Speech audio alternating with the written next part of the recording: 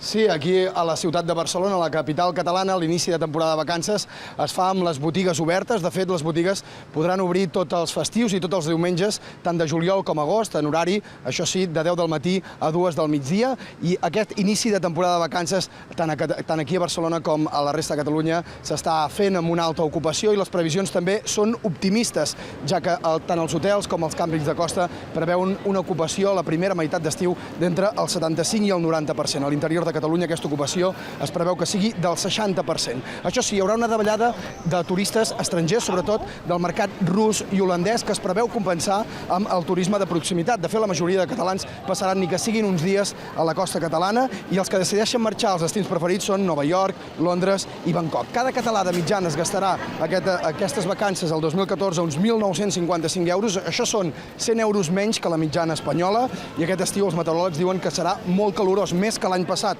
I això fa ser optimista el sector turístic, que de moment ja té més reserves que l'any passat a la mateixa època.